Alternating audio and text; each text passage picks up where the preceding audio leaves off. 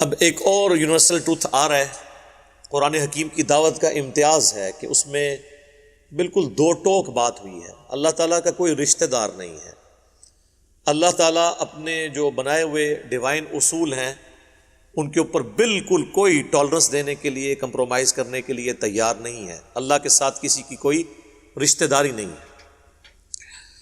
لیس بامانیکم، کچھ نہیں بننا تمہاری امیدوں سے، تمہاری خواہشات سے، ولا امانی اہل الکتاب، اور نہ ہی اہل کتاب نے کچھ اپنی وشفل تھنکنگز جو بنائی ہوئی ہیں، جھوٹی خواہشات، ان سے کچھ نہیں بننا۔ من یعمل سوءا یجز بہ، جو کوئی بھی برا عمل کرے گا اس کی سزا پا لے گا۔ یعنی کسی کی خواہش سے کچھ نہیں ہونا، اور خواہش آپ کے سامنے ہے، کچھ بھی ہے تیرے محبوب کی امت سے، حضور کی نسبت کی وجہ سے اللہ تعالیٰ ہمیں چھوڑ دے۔ یہ ہے وہ اصل میں چیز جو دھوکے میں ڈالتی ہے لوگوں کو۔ نسبت کام آئے گی بشرطے کہ اعمال بھی درست ہوئے، اور اگر اعمال درست نہ ہوئے تو صحیح مسلم میں واضح حدیث ہے، اللہ کے محبوب صلی اللہ علیہ وآلہ وسلم نے فرمایا، جس کو اس کے عمل نے پیچھے چھوڑ دیا، اس کا نسب، اس کی رشتہ داری، اس کا اعلیٰ خاندان کا ہونا اسے آگے نہیں لے کے جا سکتا۔ حتیٰ کہ اس کا کلائمیکس ہے بخاری اور مسلم دونوں میں، اللہ کے محبوب صلی اللہ علیہ وآلہ وسلم نے فرمایا، اے میری بیٹی فاطمہ، میرے مال سے جو تو نے لینا ہے لے لے، اگر اللہ کے حضور تو پکڑی گئی تو میں تیرے کچھ کام نہیں آؤں گا۔ اے اللہ کے نبی کی پھوپھی صفیہ، میرے مال سے جو کچھ لینا ہے لے لے، اگر اللہ نے پکڑ لیا تو میں تیرے کچھ کام نہیں آؤں گا۔ اے اللہ کے نبی کے چچا عباس بن عبد المطلب، میرے مال سے جو کچھ لینا ہے وہ لے لو، لیکن اللہ کے حضور تم پکڑے گئے تو میں تمہارے کچھ کام نہیں آؤں گا۔ اب مجھے بتائیں اس سے زیادہ کھول کے کیا بیان کیا جا سکتا تھا؟ لیکن ہم لوگ اپنی وشفل تھنکنگز میں کہ ٹھیک ہے جی ہماری نسبت ہے، ہمیں بچا لے گی، اور یہ تصویر کا ایک رخ ہے کہ ہمیں بتایا گیا کہ اللہ کے محبوب صلی اللہ علیہ وآلہ وسلم شفاعت کریں گے، یقیناً کریں گے، لیکن بالإذن ہوگی، جس کے لیے اللہ چاہے گا اس کے لیے شفاعت کریں گے۔ لیکن تصویر کا دوسرا رخ اس سے زیادہ خطرناک ہے، اور وہ ہے سورۃ الفرقان کی آیت نمبر 30، وقال الرسول یا رب ان قوم اتخذوا هذا القرآن مہجورا۔ اللہ کے نبی شکایت کریں گے قیامت کے دن، اے اللہ میری قوم نے قرآن کو پیٹھ کے پیچھے ڈال دیا تھا۔ تو جو قرآن کو چھوڑے گا اللہ کے نبی علیہ السلام اس کے خلاف شکایت کرے گا۔ صحیح مسلم میں ہی حدیث ہے، القرآن حجت لک او علیک، قرآن یا قیامت کے دن تیرے حق میں حجت ہوگا یا تیرے خلاف حجت۔ جو اس کے مطابق چلیں گے ان کے حق میں حجت، جو خلاف چلیں گے ان کے خلاف حجت۔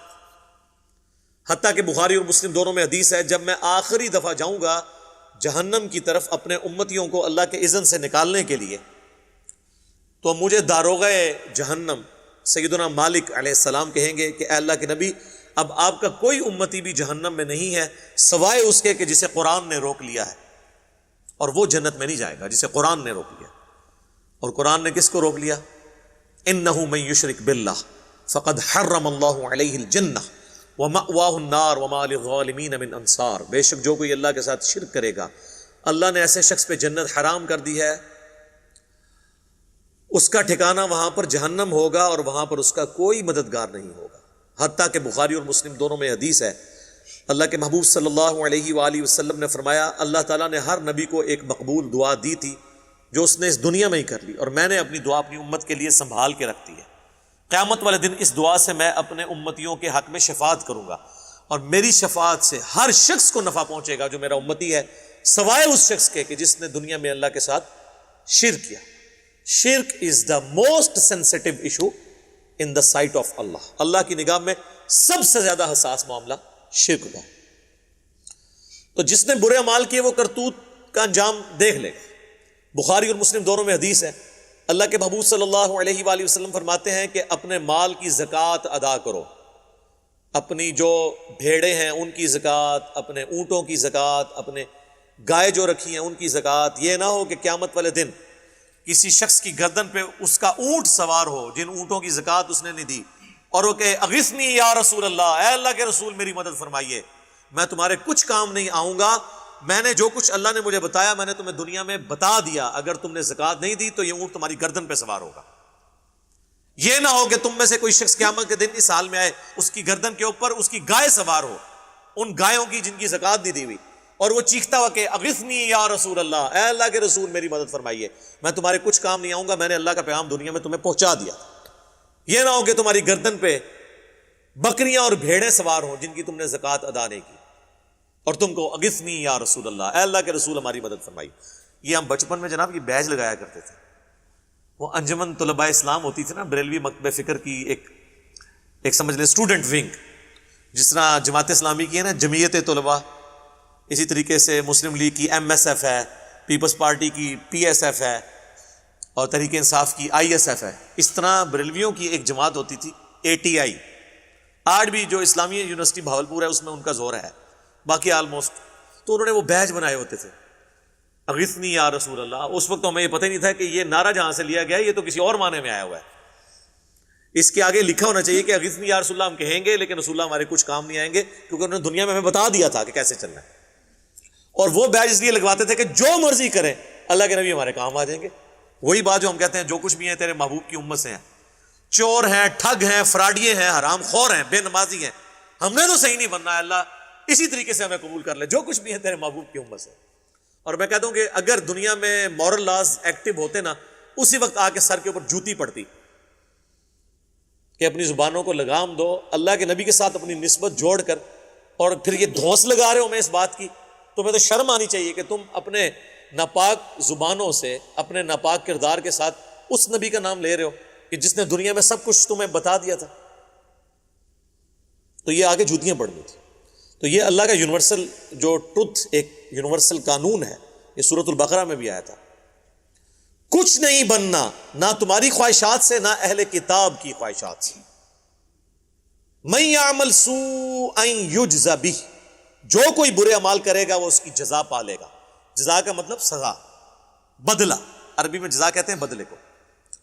ولا یجد لہ من دون اللہ ولیا ولا نصیرا، اور نہ قیامت والے دن اللہ کے سوا کوئی اپنا دوست پائے گا اور نہ ہی مددگار۔ اب اللہ تعالیٰ واضح کہہ رہا ہے، لہٰذا پیغمبروں نے بھی جو شفاعت کرنی ہے وہ اللہ کے اذن سے کرنی ہے، اگر اللہ اذن نہیں دے گا تو نہیں شفاعت ہوگی۔ وَمَن يَعْمَلْ مِنَ الصَّالِحَاتِ، اور جو کوئی کرے گا نیک اعمال، من ذکر او انثی، چاہے وہ دنیا میں مرد تھا یا عورت، وَهُوَ مُؤْمِنٌ، لیکن تھا ایمان والا۔ صرف نیک اعمال سے کچھ نہیں بننا۔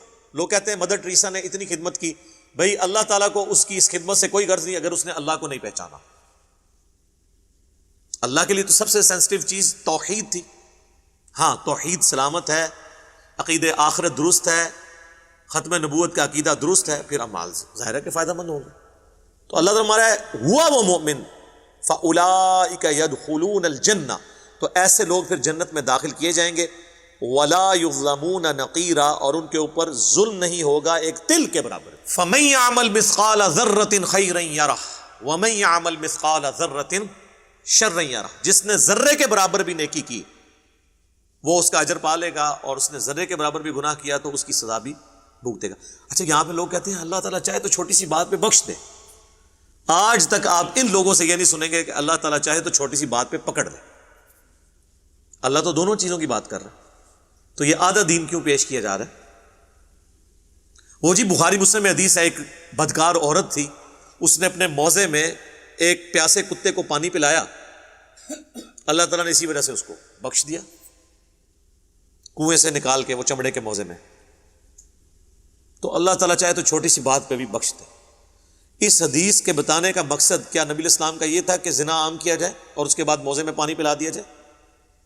اس کا مقصد یہ تھا کہ اللہ کی رحمت سے نا امید نہیں ہونا، اپنی کوشش کرنی ہے۔